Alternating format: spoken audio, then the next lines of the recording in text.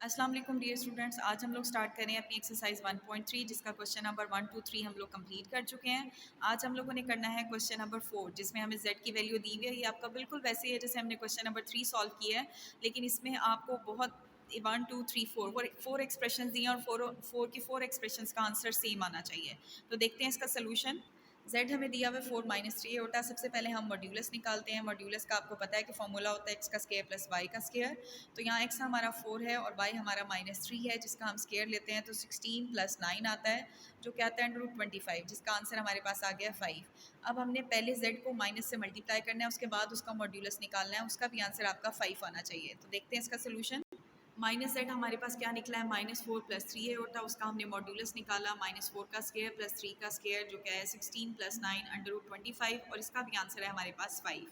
अब हम तीसरी साइड फाइंड करते हैं, वो आपके पास z डबल बार का आपने मॉड्यूलस लेना है। तो z बार हमारे पास आता है 4 + 3a होता, और जब उसका अगेन बार लेंगे तो हमारे पास आएगा 4 - 3a होता। अब हम ले रहे हैं उसको मॉड्यूलस, तो 4 का स्क्वायर प्लस -3 का स्क्वायर, जो कि हमारे पास आता है 16 + 9 = 25, और अंडर रूट, और आपके पास आंसर आ जाता है 5।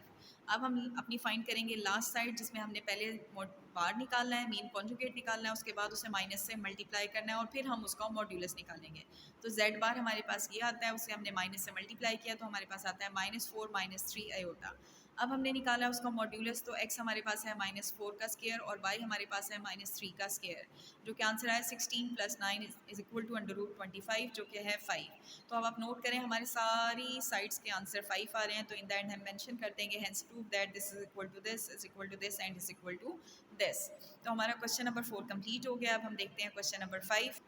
क्वेश्चन नंबर 5 है हमारे पास z1 और z2 हमें दिया हुआ, और आपसे कहा है कि आपने एवेलुएट करना है real part of z1 z2, mean z1 z2 को मल्टीप्लाई करके जो आंसर आएगा उसमें से आपने रियल पार्ट बताना है, और यहाँ आपने z1 को z2 से मल्टीप्लाई करके जो आंसर आएगा आपने उसका इमेजनरी पार्ट बताना है। तो देखते हैं इसका सोल्यूशन।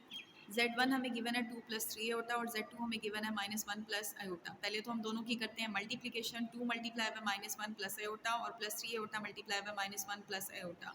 तो यहाँ हमारे पास आएगा -2 + 2 आयोटा, और यहाँ आएगा -3 आयोटा और +3 iota square. -2 as it is, ये दोनों आयोटा वाली टर्म है, सॉल्व होंगी, हमारे पास आएगा माइनस आयोटा, और आयोटा स्क्वायर की जगह -1, प्लस माइनस माइनस आ जाएगा। -2 और -3 हमारे पास आएगा -5 माइनस आयोटा। ये हमने z1 और z2 निकाल लिया है। अब हमने इस z1 z2 का रियल पार्ट बताना है।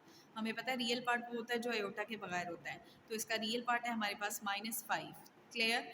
अब इसी को एज इट इज़ हमने सॉल्व करके इमेजनरी पार्ट बताना है, ठीक है। तो वही आपका z1 और z2 है, वैसे ही हमने दोनों की मल्टीप्लिकेशन की है, ठीक है। मल्टीप्लिकेशन करके आपके पास आंसर आया है -5 माइनस आयोटा, लेकिन यहाँ अब हमने बताना है इमेजनरी पार्ट। तो इमेजनरी पार्ट वो होता है जो आयोटा के साथ हो, लेकिन यहाँ आयोटा के साथ कुछ नहीं है, तो इट मीन क्या होगा -1।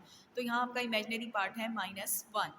तो ये हमारी एक्सरसाइज 1.3 का क्वेश्चन नंबर 5 भी कंप्लीट हो गया है। Thank you so much, but don't forget to subscribe the channel for more videos.